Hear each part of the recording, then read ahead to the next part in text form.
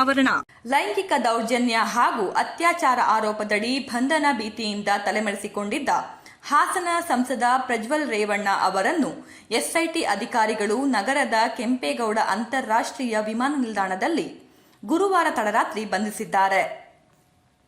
ಲೋಕಸಭಾ ಚುನಾವಣೆಯ ಮತದಾನದ ನಂತರ ದೇಶದಿಂದ ಪರಾರಿಯಾಗಿದ್ದ ಪ್ರಜ್ವಲ್ 35 ದಿನಗಳ ಬಳಿಕ ಜರ್ಮನಿಯಿಂದ ನಗರದ ವಿಮಾನ ನಿಲ್ದಾಣಕ್ಕೆ ಗುರುವಾರ ತಡರಾತ್ರಿ 12:50 ಗಂಟೆ ಸುಮಾರಿಗೆ ಬಂದಿಳಿದರು.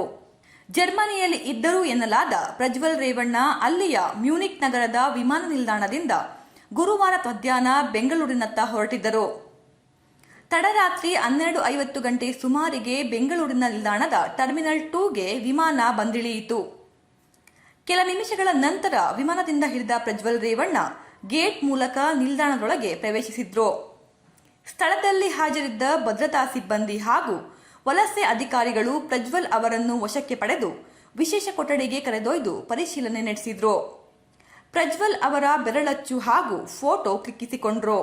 ನಿಲ್ದಾಣದಲ್ಲಿ ಹಾಜರಿದ್ದ ಎಸ್ಐಟಿ ಹಿರಿಯ ಅಧಿಕಾರಿಗಳು ಕಾನೂನು ಪ್ರಕ್ರಿಯೆ ಪೂರ್ಣಗೊಳಿಸಿ ಪ್ರಜ್ವಲ್ ಅವರನ್ನು ವಶಕ್ಕೆ ಪಡೆದು ನಿಲ್ದಾಣದಿಂದ ಹೊರಗೆ ಕರೆತಂದರು. ವಿಶೇಷ ವಾಹನದಲ್ಲಿ ಪ್ರಜ್ವಲ್ ಅವರನ್ನು ಬಳ್ಳಾರಿ ರಸ್ತೆ ಮೂಲಕ ಅರಮನೆ ರಸ್ತೆಯಲ್ಲಿರುವ ಸಿಐಡಿ ಕಟ್ಟಡದ ಎಸ್ಐಟಿ ಕಚೇರಿಗೆ ಕರೆದೊಯ್ದರು.